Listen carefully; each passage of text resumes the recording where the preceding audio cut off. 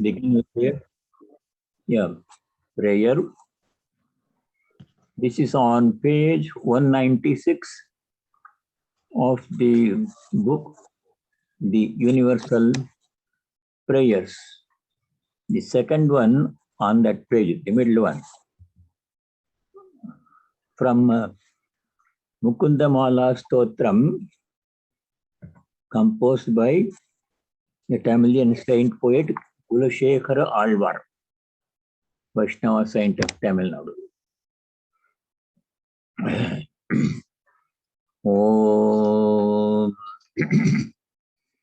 Nastha Dharme Navasu Nichaye Naiva Kamopabhoge Yadbhavyam Tadbhavata Bhagavan Urvakarmanurupam Etat Prarthyam Mama Bahumatam Janma Janmantarepi Tattvadambhor Yugagata Nischala Bhaktirastu. O Lord, I do not care for so-called meritorious acts, punya karma, neither for wealth nor for the enjoyment of the objects of desire. Let that which is inevitable fall to my lot according to my previous karma. But this much is my cherished desire, that I should be endowed with love unshaken for the lotus feet in this life as well as in the lives to come. Om Peace, Om Shanti Shanti Shanti. The only thing we should seek from God is pure devotion. This is what Sri Ramakrishna taught, and other teachers like Narada, Chaitanya Mahaprabhu, they all taught this one thing. If you want to seek something at all from God, seek only pure devotion. So let us continue our chapter 14. In the previous few shlokas, we studied how the three gunas bind us, limit us. Vedanta says you are that always, you've always been that. Tattvamasi, Brahman. You have never been anything different, will never be anything different. Even now we are that. But our true nature is masked from us. We are not able to experience our true nature because Vedanta says Maya. And what is Maya? It covers us, covers our pure nature with the three gunas, sattva, rajas, and tamas. That is why in the second chapter, Shloka 45, Sri Krishna said to Arjuna, you become free from the three gunas, Nistray Gunyo Bhava. Then you realize your true nature. Oh, I was always this, I never was anything else, but the gunas covered my knowledge of my true nature, of myself. So how these three gunas bind us, we studied. It will come again. Now we go to verse number 9. We also continue the same topic. How sattva, rajas, and tamas affect us. Shloka number 9. Sattvam sukhe sanjayati rajah karmani bharata jnanamavritya tu tamaha pramade sanjayatyuta. Sattvam sukhe sanjayati. Sattva makes us cling to pleasure, desire for happiness. Happiness is worldly happiness, one thing familiar to us. Seeking happiness in worldly things, family, money, body, enjoyment, sukha, all those things. Happiness can also be Brahmananda, the highest joy, bliss, our true nature is Ananda, Sachidananda. That also can be. Sattva causes the desire for happiness. What about karma? What about Rajas? What does Rajas do to us? How does it bind us? Raja karmani bharata. Rajas makes us become attached to karma and karma phala. Earlier we know from chapter 5 that all actions happen only at the body-mind level, and the Atman is free from action. Karma phala does not affect Atman. It will come again in this chapter also. But because we are so much attached to body-mind, identifying ourselves with the body-mind, because of ignorance of our true nature, we become attached to karma phala. When you do some work, we think I am doing that work. But who is the I? Body-mind. But a Jnani will not say I am doing the work. Because Jnani knows he is not the body-mind, Jnani knows he is the Atman. Atman has no pure consciousness, no karma phala can touch. That is the truth. We as Atman have nothing to do with karma phala. Atman is pure consciousness, Sachidananda. Now, all karma phala, fruit of action, happens only body-mind at the body-mind level. So Rajas makes us think that we are the doers. I did this work, this is my work, and I have to get the result, this much result from this work. That attachment to karma phala is caused by Rajas. Raja karmani sanjayati. Rajas makes us become attached to karma phala. Then how does tamak limit us? Jnana mavrityatu tamaha pramade sanjayatyuta. Second line of Shloka 9. Jnanam avritya tamaha. Tamas covers knowledge of the self. Shrouding, covering knowledge, tamas causes, makes us cling to pramada. Pramada, we know it has come several times. Pramada means any kind of mistake. Here it means forgetting our true knowledge, our true nature, self. Thinking we are body-mind, making that mistake, biggest mistake, ajnana, that is due to tamas. That pramada is due to tamas. Pramada also means aviveka, lack of discrimination, discernment between real and unreal, between the real and the unreal. You forget what is real. God only is real. Sri Ramakrishna says in the Gospel, only God is real and the world is illusory. This is what he said. Other teachers like Shankara also have said the same thing. Brahma Satyam Jagan Mithya. So what we do, what tamas makes us do, is to think of the world as real and not be aware of Brahman at all. That big mistake, ignorance, is the cause of all suffering. Every kind of suffering people go through in their lives is because of thinking we are the body and the mind. In not knowing our pure nature as it is. Once we give up, once we become free from that ignorance and know our true nature, then there is no suffering, no enjoyment, no limitation. Sachidananda. Satyam Jnanam Anantam Brahma Upanishads, and we become that. We become aware of that, our true nature. That is, covering that knowledge that we are the self, that covering is due to tamas. So Shloka number 9 explains how these three gunas limit us. Sattvam sukhe sanjayati. Sattva causes desire for happiness. Raja karmani bharata. Rajas makes us become attached to karma karmani.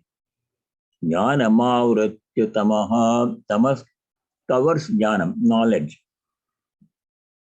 Pramade sanjayatyata causes error, ignorance in of our true nature. That's tamas. Now, all the three gunas are present in every one of us. Animals, plants, inanimate objects, nature, situation. Even some situations can also be sattvic, rajasic, tamasic. In a workplace or in a family or someplace else, several people are interacting and the situation develops when it can be turned into rajas. Lot of argument, condemning other people's views, saying my view is the correct view, rajasic. And tamasic can descend into fighting also. So the situations can also be sattvic, rajasic, tamasic. So the three gunas are competing with each other. Each one tries to become the dominant guna, suppressing the other two. So there is always a kind of tension. The three gunas are in a state of flux, dynamic flux, changing, not constant. In the same person, from morning till evening, you can see how the gunas change. Sometimes we are sattvic, peaceful, calm, thinking good thoughts. Sometimes you're rajasic, becoming very active at work. Sometimes you become tamas, you become angry and yell and scream and do things. So that three gunas are always there in us. How they are becoming dominant is explained in shloka number 10. Rajastamascha vibhuya sattvam bhavati bharata rajasattvam tamaschaiva tamasattvam rajastatha. The three gunas are competing with each other. Rajaha tamascha abhibhuya sattvam bhavati. What sattva does is, it tries to subjugate rajas and tamas. Rajaha tamaha abhibhuya, putting them down. Sattva wants to become prominent in our personality. Likewise, other two gunas also. Rajaha tama abhibhuya, controlling rajas and tamas, subjugating rajas and tamas. Sattvam bhavati, sattva wants to dominate. It's good thing actually. But that is not the only thing. Rajas also does the same thing. Second line of shloka 10. Rajaha sattvam tamascha abhibhuya. Rajas wants to control sattva and tamas. Wants to become the dominant guna. Similarly, tamas also. Tamaha sattvam rajas tatha. Tamaha sattvam rajaha abhibhuya tamaha bhavati. Tamas wants to become dominant. All three tendencies want to become dominant. So it now left to us which guna we want to be dominant. We want to be sattvic. We don't want to be tamasic and rajasic. Rajas is necessary to some extent to perform actions, but mostly sattvic. That is where our self-effort comes into play, comes into the picture. We means our mind, which is the instrument for actions. We have to make a decision. I want to be a sattvic person. I don't want to be a tamasic person, engaged in violence and sleep and inactivity, inertia. I want to be a sattvic person. Eventually, you want to transcend sattva also and go to my true nature. Sachidananda, I want to become, or I want to become aware of my Sachidananda nature, which is already now, transcending all the three gunas. That should be our goal in this life. So let me go to verse number 11.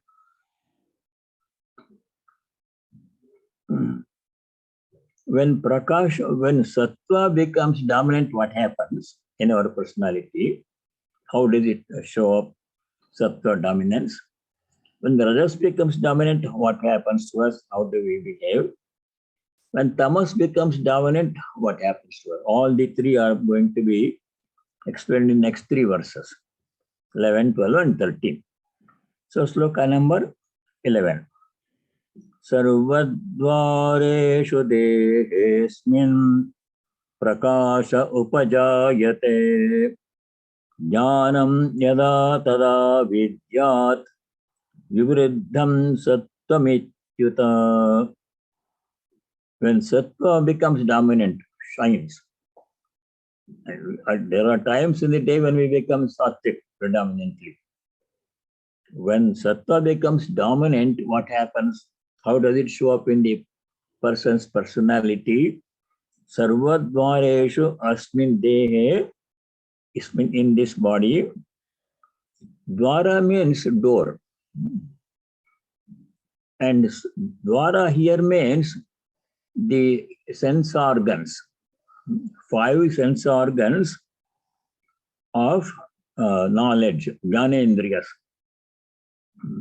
The 5 sense organs, Jnanendriyas, are eyes, which convey a form, shape, color, distance, and ears, which convey sound from the outside world, whatever sound we hear, tongue, which conveys taste, nose, which conveys smell, and skin, which conveys rough and smooth, hot and cold feeling of touch.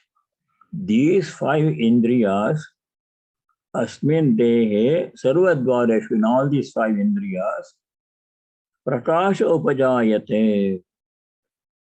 So light shines. Prakasha means light.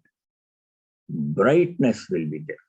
That means when you see a sattvic person, when his personality is dominated by sattva, sattvic person, what will we see? That person's face is shining bright. There is a glow in that person. If you see a tamasic person, what will you see?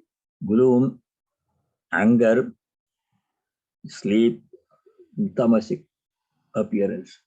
When sattva is dominant, face is bright and happy and cheerful, spreading cheer and joy and peace.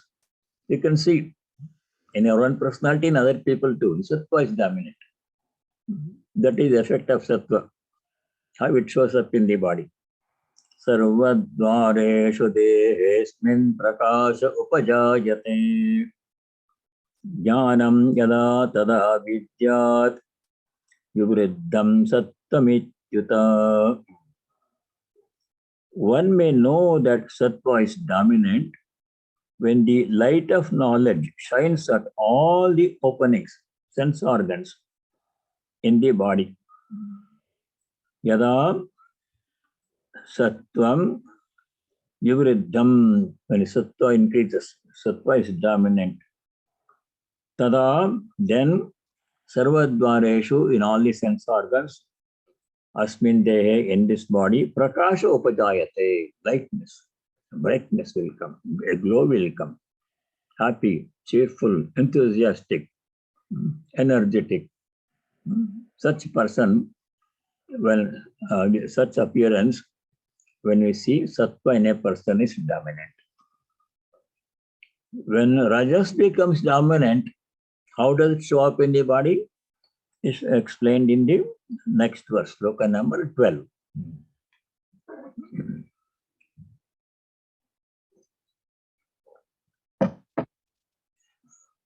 Lobha pravrittirarambha karmanamasamasprha rajasyetani jayante vivriddhe bharatarshava. See here, Arjuna is called, addressed as Bharatarshava by Sri Krishna. Sri Krishna uses different terms names to address Arjuna. Also, Arjuna uses different terms to address Krishna. Bharatarshava means a Rishabha. You see, Rishabha is a separate word. Rishabha means what in Sanskrit? A bull, powerful ox. Bharatarshava, among all the Bharatas, is the most powerful man, Arjuna. So that aspect of Arjuna's personality, Sri Krishna highlights by using the word Bharatarshava here. Rajasi Vivriddhe. When Rajas becomes dominant, Etani Vivriddhe Etani Jayante. These things become visible. What are they? Lobha. Lobha means greed. Pravritti. Pravritti means the tendency to be very active, doing this thing, that thing. Some of it may be unnecessary, but people want to do that anyhow because they can't keep quiet. Rajas makes them get up and do things. Tamas, sleep. Rajas, activity. Sattva, peace and joy. Lobha, pravritti. Pravritti means the desire to engage in some action. Arambha, beginning some new project. Whether necessary or necessary, I want to do something new, different. They can't keep quiet. That tendency. Lobha, pravritti, arambha. Arambha means commencing some, beginning some new project, new work. Karmanam arambha, beginning some new work, karma. Ashamaha, you have heard the word shama? Shama means shanti, tranquility of the mind. Those of you who studied Vivekananda, they remember Samadhi Shatka Sampatti, Samadhamati Tiksha, Uparati Swadha Samadha.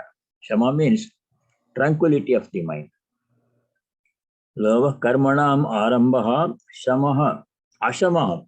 Here, rajas means ashama, absence of tranquility. Shama means tranquility of the mind. Ashama, the word here is ashama. Karmanam ashamaha. Awe is there, combined. You don't see the word separate, they sound separately, the letter, but karmanam ashamaha. A should be added there, is there hidden. Lack of peace, lack of tranquility. I'm active, always doing something, looking for something to do, pulling this, changing the furniture. It's been there. Only last week we changed the furniture in the sitting room, but this week, no, I put this sofa there and that chair here, the table there. Rajas makes people do such things. Ashamaha, spriha. Spriha means what? Desire, any kind of desire, because of rajas. Now, the effect of rajas was described by Sri Krishna in chapter 3. Chapter 3, Arjuna asked a question. I think it is sloka number 36. Chapter 3, 25. Athakena prayuktoyam. 31. 36. In chapter 3, sloka 36, Rajas comes here. So I'm going back to chapter 3. Arjuna asks a question, 336. Arjuna asks, Athakena prayuktoyam papam sarati purushaha anichannapi varshneya baladiva niyojitaha. Important question, applies to all of us. Arjuna asked Bhagavan Shri Krishna, Papam Purusha Charati. Purusha means a human being, male or female does not matter. Why does a person, male or female, perform papa karma, bad deeds? What makes him do that one? Anichannapi, though he is not willing to do, The person knows that this is wrong action, I should not do, but something pushes him to do that one. Unknowingly, we do mistakes. That is to some extent understandable. But knowingly, people do mistakes. The people who commit, who steal things, they know stealing is wrong. Not that they don't know, but they cannot stop. Something in them makes them do that bad action. What is that makes people commit bad deeds? Arjuna's question. Now see Krishna's answer in verse number 37 in chapter 3, next verse. He says, Kama esha krodha esha rajo guna samudbhavaha mahashano mahapapma vidyena miha vairinam. Bhagavan Shri Krishna says, this is Kama, this is Krodha. Only one. Esha means a singular pronoun. This. Esha means this. This is Kama, this is Krodha. They are not two separate things. Kama, Krodha appear to be separate, but they are actually only one. Just like the two sides of a coin. You cannot have one without the other. If you have one side of coin, you have to have the other side of coin too. So, Kama, Krodha are actually one problem, appearing as two separate problems. Kama esha, Krodha esha. Where do they come from? Rajoguna samudbhavaha. See, Rajoguna came there in chapter 3. Kama, Krodha in all people is because of rajas in people. We have a lot of rajas.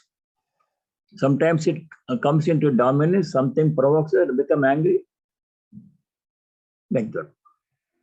Krodha, desire also comes. Something I see, I want to have it. Even if there is nothing there, I can visualize, imagine something I want to have. Imaginary pleasure creating in the mind. That is because of rajas. Kama esha, krodha esha. Because of kama, krodha, people commit mistakes. Bhagavan says. Where do the kama, krodha come from? Rajoguna samudbhavaha, from rajas. Rajas makes us do all kinds of things. Sometimes good things, sometimes bad deeds. So there Rajoguna came. Now we go back to chapter 14. I lost the page. Yeah, here. Shloka number 12. Lobha pravrittirarambha karmana mashamaspraha. These are all effects of rajas. Lobha means greed. Pravritti means engaging in action, tendency to engage in action. Karmanam arambha, beginning some new project, new activity. Ashamaha, lack of peace, disturbance, agitated mind, in a restless mind. Ashama means restlessness of the mind. Spriha, desire to do things, to acquire things. Etani rajase vivriddhe jayante. When rajas become strong, prominent in a person's personality, all these things will arise in the person. You can identify a rajasic person. You cannot keep quiet, always active, doing something, restlessness, wanting to do this, wanting to have the desire, sometimes greed, sometimes a little bit anger also comes. Kamakroda.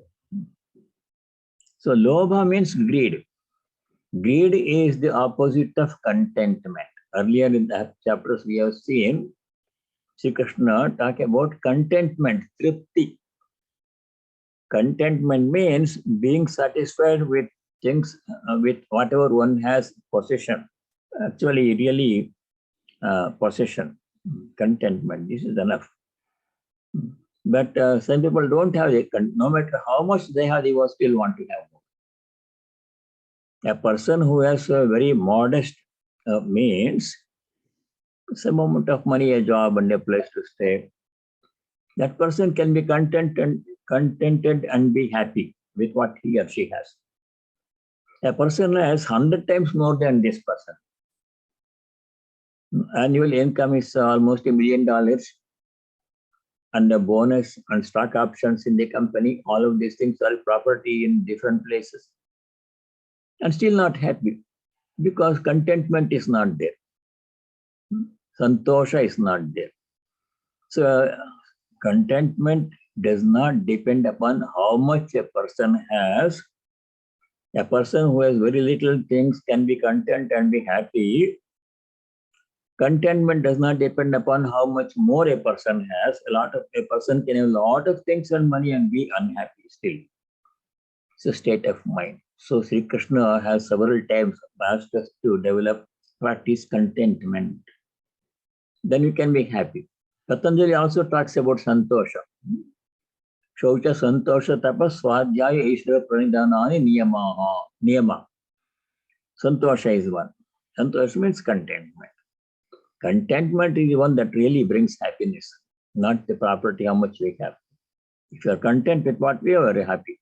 Santoshad anuttamas sukhalabha, one sutra in Patanjali's Yoga Sutra. Contentment. That is the absence of that contentment is due to rajas. If a sattvic person is content and happy, however little or however much he has. A rajasic person, no matter how much he has, wants to have more. Lobha. That's the first problem, first effect of rajas in Sloka 12. Lobha pravrittir arambaha. In the 16th chapter, we will come back again to the topic of lobha. There, chapter 16, verse 21, Bhagavan Shri Krishna is going to say there are 3 gateways to Naraka, hell. That means cause suffering. What are they? Kamaha, Krodaha, Lobaha. Trividham Narakasyedam, 1621. I think it's 21. Trividham Narakasyam, Edam Dwaram, 3 doors, Trividham Dwaram. Narakasya of Naraka, place of suffering. Dwaram Nashanam Atmanaha, self-destructive. If a person has one, enough to make him or her unhappy. All the 3, forget about it. No peace, no joy in such a person's life. Kama, Krodha, Lobha. What are they? Kamaha, Krodha, Lobaha. These 3 gateways to suffering. Therefore, what we should do, Sri Krishna says in 1621, Tasmad etatrayam tyajet. That's the solution. We should subdue, control, kama, krodha, labha. Then happiness will come, peace will come, joy will come. Does not depend upon how much or how little we have. So, lobha is because of rajas, greed. Then in sloka number 13, we will see how tamas appears in a person's personality. What happens to a person when tamas dominates? 13. Aprakasho pravrittischa pramado moha evacha tamasyetani jayante vivruddhe kurunandana. Kurunandana, son of Kuru, Kaurava Vamsha. Exactly opposite of rajas here, of tamas. Sattva was prakasha. All the sense organs are bright. We saw that before in sloka number 11. Sarvadvareshu prakasha upajayate, sloka 11. When sattva is prominent. When rajas is prominent, aprakasha, opposite of prakasha. All that tamasic person's face, personality is like a clouded by darkness. The self is fully covered by ajnana, by tamas, in a tamasic person. Aprakasha means gloom, gloomy face, or angry face, or sleepy face. When tamas is prominent. Aprakasha apravrittihi. Previous sloka pravritti. Rajas is dominant, tendency to act, pravritti. When tamas is prominent, apravritti, exactly opposite. don't want to do anything. Duties are there, waiting to be done, work is to be there, but person doesn't want to do anything, wants to sleep. Let me do it tomorrow, like that one. Procrastination. No interest, enthusiasm to work. Aprakasha pravrittischa pramado moha evacha. When tamas is dominant, pramada occurs. Forgetfulness, forgetting our true nature is pramada. Forgetting to do the required duty is pramada. And not being able to distinguish between right and wrong, between real and real, pramada. Because of tamas. When tamas is dominant, aprakasha, pravritti, pramada, all these things come in a person. Moha evacha. Moha is delusion, wrong knowledge. The word moha came in the second chapter. Second chapter, remember the shlokas? Jayato Vishayan Pamsa, shloka number 62, 63. Second chapter, moha came there. How moha comes? Moha means delusion. How does it come? Jayato Vishayan Pamsaha Sangasteshu Pajayate Sangat Sandayate Kamaha Kamat Krodho Vijayate Krohat Bhavati Sammoha. Anger causes delusion. Why anger comes? Kama. Kamat Bhavati Krodha. How kama comes? Because of attachment. Sangaha. How sangha comes? Attachment comes by thinking about sense of jayata. Jaya means thinking. If the object is there, I will look at the object, kama, I want to have it, that is kama. Even if the object is not there, I'm sitting in my room, there is nothing is there, and the car, a new car, some Tesla or something, whatever electric car is in the showroom, dealers, and I'm sitting in my room, there's no car here, but I think about it, I want to have that one. Somebody I know has already purchased that one, I also want to. Even if the object is not there, the mind visualizes something which is not there, and desire comes from thinking about it. Dhyana. So moha came there in the second chapter. So that comes because of tamas. Verse number 13. Now go back to chapter 14, 13. Aprakasho pravrittischa pramado moha evacha tamasi pravriddhe vivriddhe etani jayante. When tamas grows, becomes dominant in somebody's personality, etani jayanti, these 4 or 5 things will happen. What are they? Aprakasha, pravritti, pramada, moha. 4 things happen. Jagati vivriddhe kurunandana. So in the last 3 verses, 11, 12 and 13, what we have seen is, when one of these 3 gunas is prominent in your personality, how it shows up in the person's personality. So we can identify a sattvic person, very happy and peaceful, joyful, calm, tranquil, sattvic person. Rajasic person, doing this thing and that thing, pulling this and doing something new. Cannot sit quiet. Lot of activity, rajas. And anger, sometimes discontent, rajas. You can see, identify such people.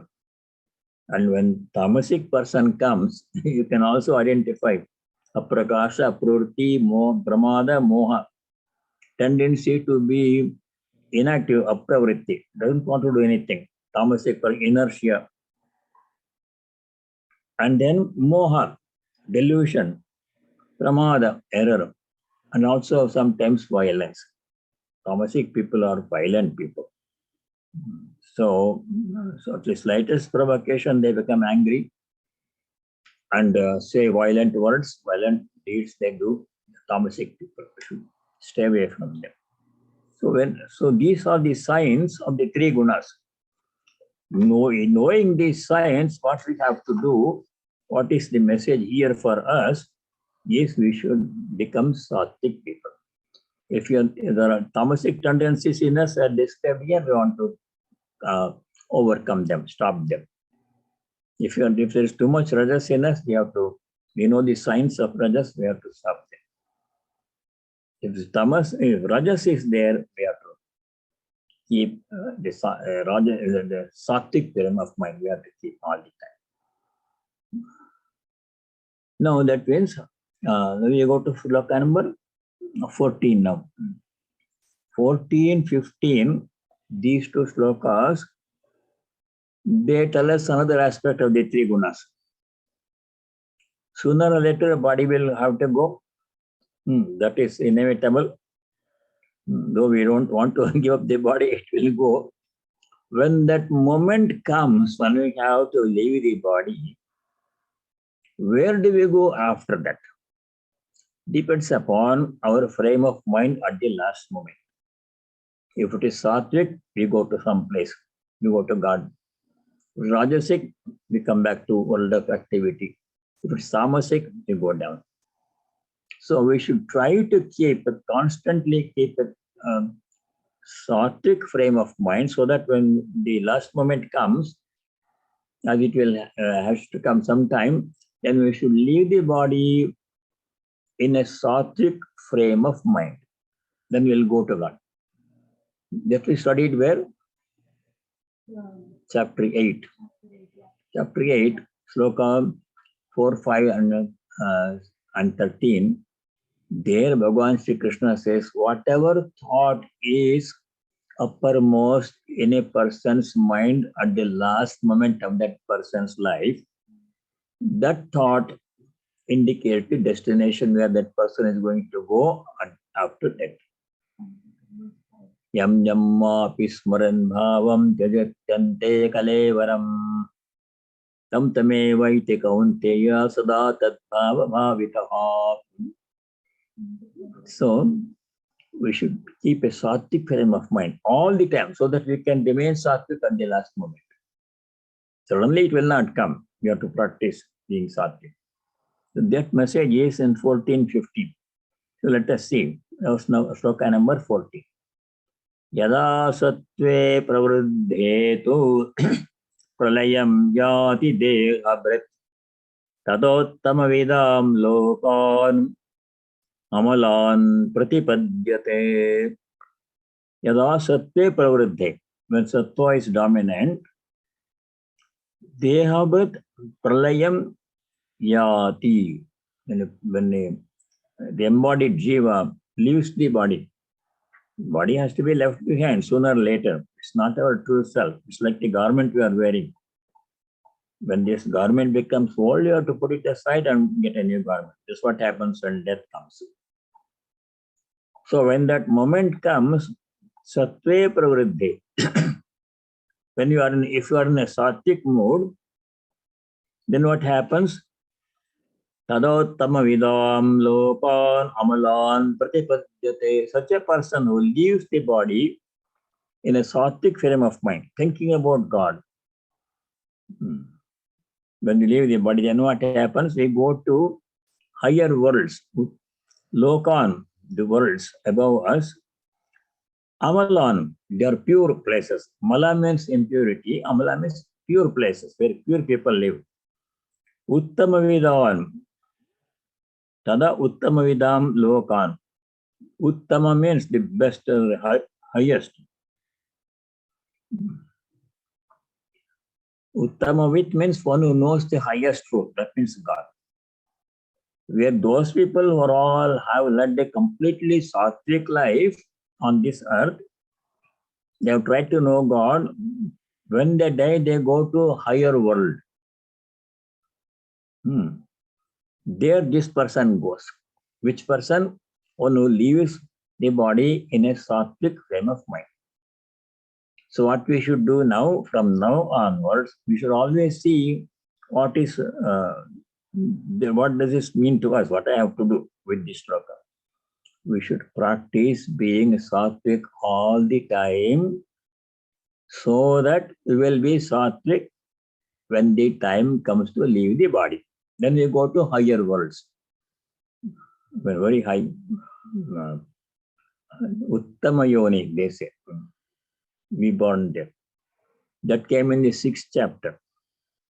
6th chapter, Arjuna asked the question, what happens to a person who has done a lot of spiritual practice but has not reached the goal? Death comes in between. 6th chapter, sloka number 37, 38, 39. 3 slokas. Arjuna asked one question in 3 slokas. Ayati Shraddhayo Peto Yoga Chalita Manasaha Aprapya Yoga Samsiddhim Kam Gatim Krishna Gachati. O Krishna, which destination, where will a person go after leaving the body if such a person has done spiritual practices? Shraddhaya Upeta, with firm faith in God. Ayatihi, but has not done sincere, not done intense spiritual practice.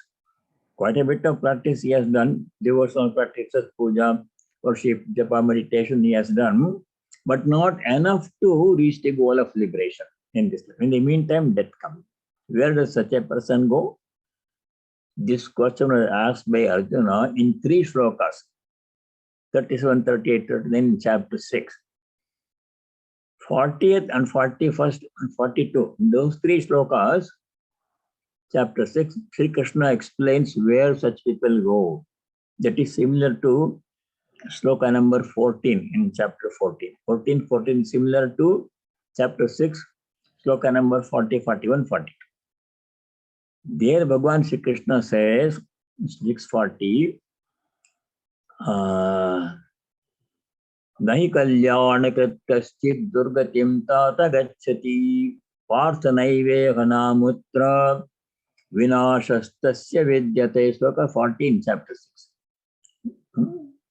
A person who does good deeds never will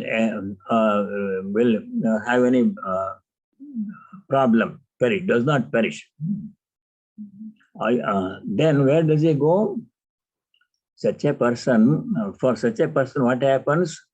Nahi kalyanakrit kaschit durgatim tata gacchati. Kalyanakrit means a person who has done sattvic deeds. Kalyana means auspicious deeds all his or her life. Then what happens? Durgatim nagacchati, will never perish. Goes always to higher states of existence, levels of existence. Then such a person is born in a very good family, where people are well-to-do and sattvic people. That comes in sloka number 41. In 42, that person may be born in the family of yogis. All those came in chapter 6. Same thing in verse 14, chapter 14. Yada sattve pravriddheto, when a person lives, when sattva is dominant, dehavrit pralayamyati, leaves the body, tada uttama vidan lokan amalan pratipadyate. Such a person goes to higher lokas, where progress towards liberation becomes rapid. When rajas is prominent when we die, rajas means worldly thoughts. Activity, I should have done that one, I should have done this one, I should not have invested in that company, I should have invested in this stocks, I would have gotten more benefits, something like that. Worldly matters, money, property, family, children, grandchildren, those are worldly thoughts. If a person keeps those thoughts in mind when leaving the body, rajasi pralayam gatva, rajasic thoughts. Pralayam gatva means leaves the body. What happens to such a person when such a person dies? Karma sangishu jayate. Rajas means karma, tendency to be active. Karma sangi means a person who is attached to work. Sangha means attachment. A lot of people like that, attached to work. I want to achieve this, I want to do that. Restlessness, too much activity. In such a family of rajasic people, such a person will be born. If a person dies with rajasic thoughts in mind. Tatha pralinas tamasi modayo nishudayate. Third possibility is tamasi pralinam. in thinking tamasic thoughts, having led a tamasic style of lifestyle. Person dies when in a tamasic mode frame of mind. What happens to such a person? Muda yonisho jayate. Muda yoni means lower levels of existence. Here it says,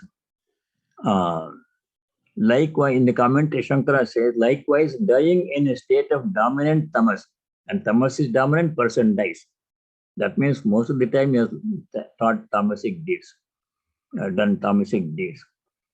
Rajase pralayam gatva, likewise, tamasi pralayam gatva, likewise, dying in a state of dominant tamas, one is born in the wombs of animals and so forth. Muda yonisha means animal life.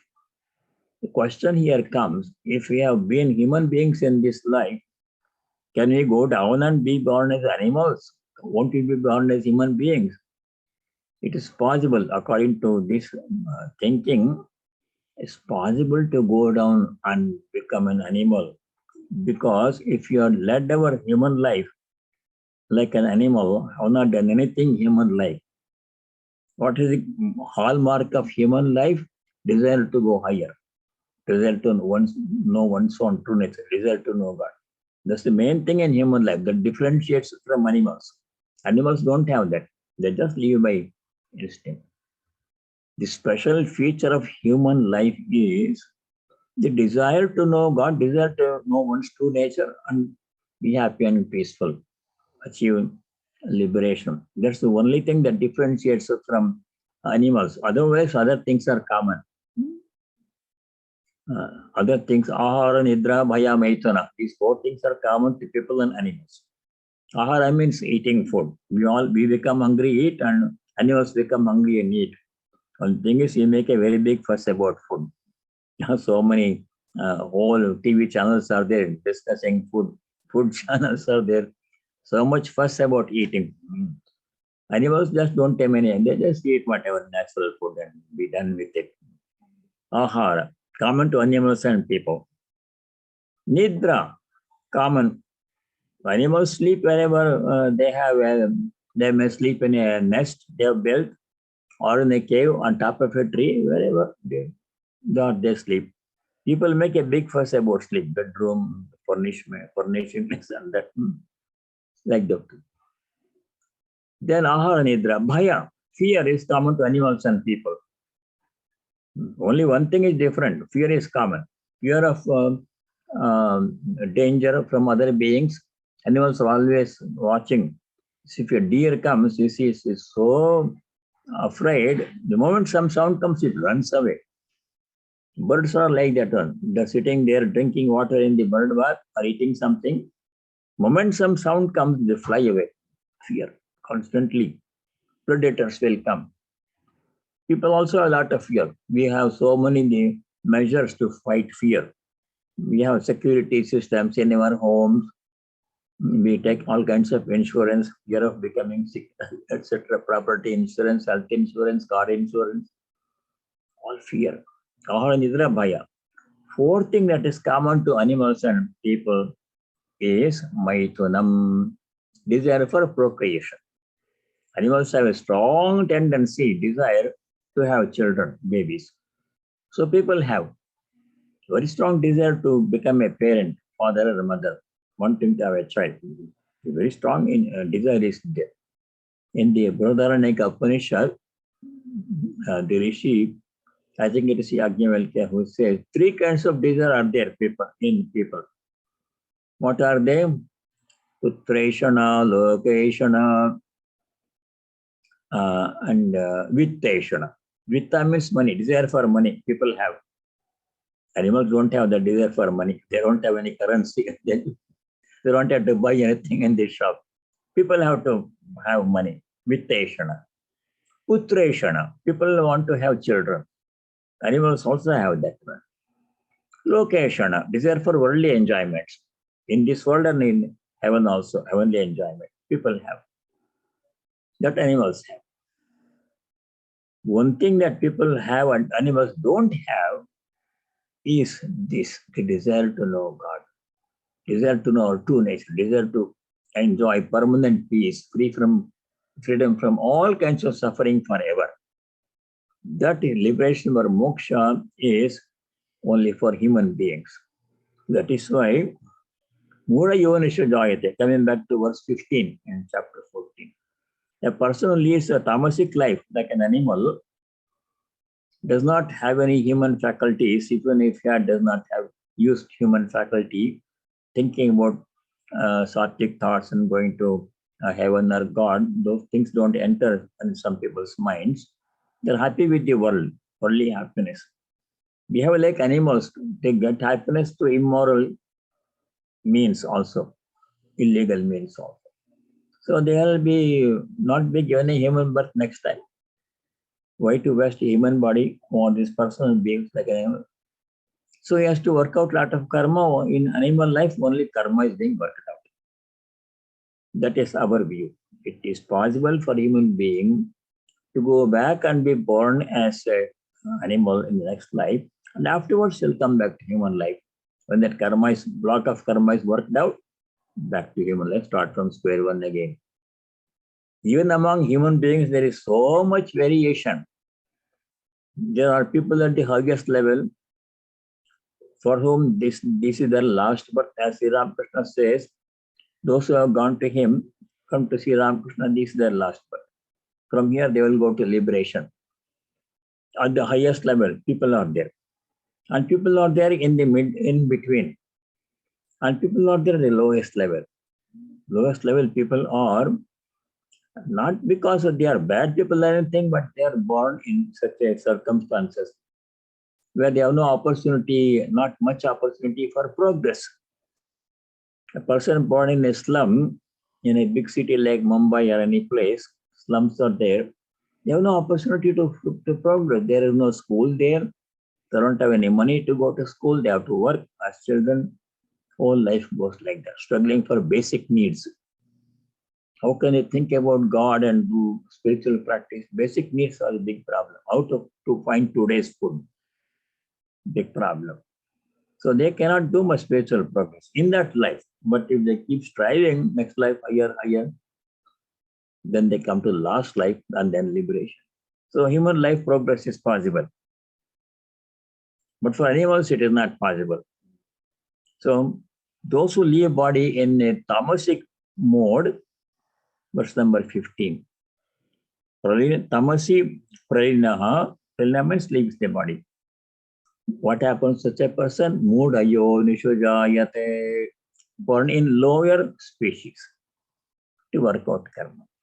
So in these two verses 14, 15, we have seen what will happen to a person if a person leaves the body when thinking sattvic thoughts, leading sattvic life all life. What will happen to a person? Where does such a person go when leaving the body, after leaving the body in a rajasic mode, activity, desire? What will happen to a person who leaves the body in a tamasic mode, having done tamasic activity out?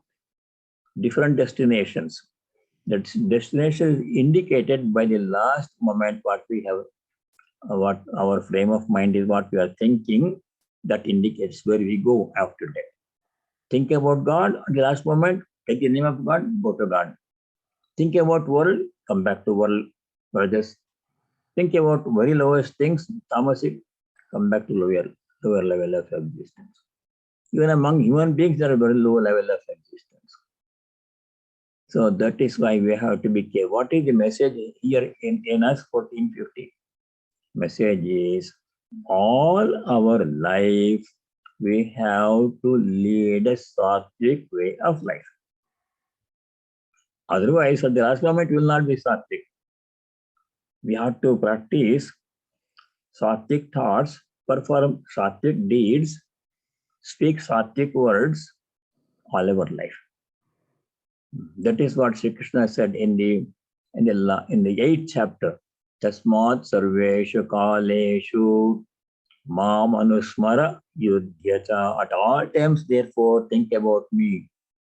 Anusmara means thinking, recollection, remembering God at all times, so that you can remember God at the last moment. That is the message in verses 14-15. So we will stop here.